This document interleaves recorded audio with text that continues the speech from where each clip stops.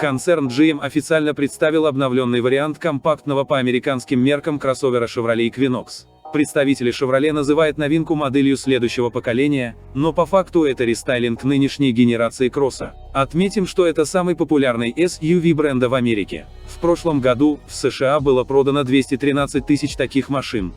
После обновления Chevrolet Equinox стал гораздо брутальнее предшественника. У него более рельефный кузов, заквадраченные массивные колесные арки, угловатая корма и внушительный пластиковый обвес. Еще выделим напоминающие акульи плавники стойки, создающие эффект парящей крыши. Более узкие задние фонари, высокую линию капота и огромную решетку радиатора, которая сочетается с двухэтажными передними фарами. Сверху расположены диодные полоски ходовых огней, ниже идут блоки основных фар. В целом же кроссовер выглядит уменьшенной копией старшего Chevrolet Traverse, который перешел в новое поколение в прошлом году. Причем в компании эту схожесть не скрывают, а наоборот подчеркивают. Впервые в истории Equinox в гамму включена внедорожная версия Active, отличающаяся от стандартных исполнений кросса декором. Например, здесь оригинальная радиаторная решетка, черные эмблемы, другой передний бампер с большой черной вставкой и вседорожная резина, одетая на 17-дюймовые колеса. Как и прежде, покупателям будут доступны комплектация LT и оспортивленный вариант RS. В последнем случае для кроссовера предусмотрены черные рейлинги, две выхлопные трубы, фирменные шильдики и 20-дюймовые колеса с низким профилем резины. Размеры кузова со сменой поколения почти не изменились.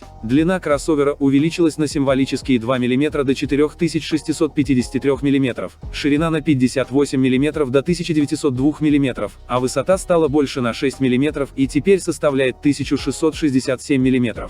Расстояние между осями насчитывает 2730 мм, что на 5 мм больше, чем у предшественника. Колея расширена до 1620 мм спереди и до 1622 мм сзади, что на 41 и 43 мм больше, чем прежде.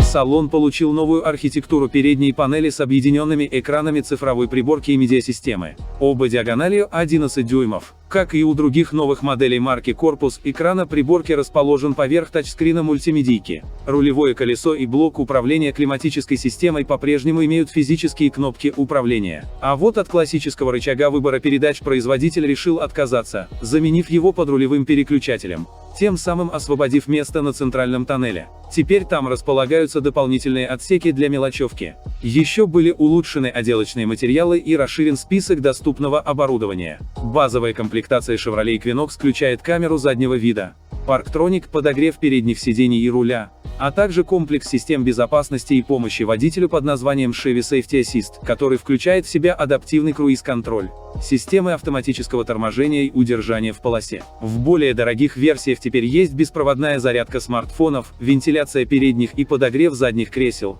система мониторинга слепых зон и система предупреждения о смене полосы движения.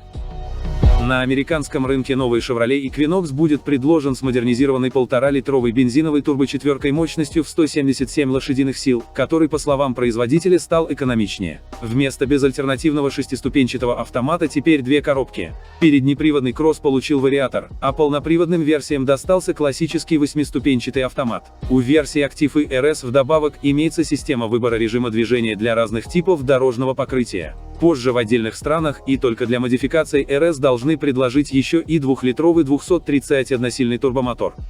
Точных сроков начала продаж нового Chevrolet Equinox пока нет, но производитель пообещал появление новинки на рынке в течение 2024 года. Цены пока не объявлены. За кросс уходящего поколения в США просят от 26 600 американских долларов.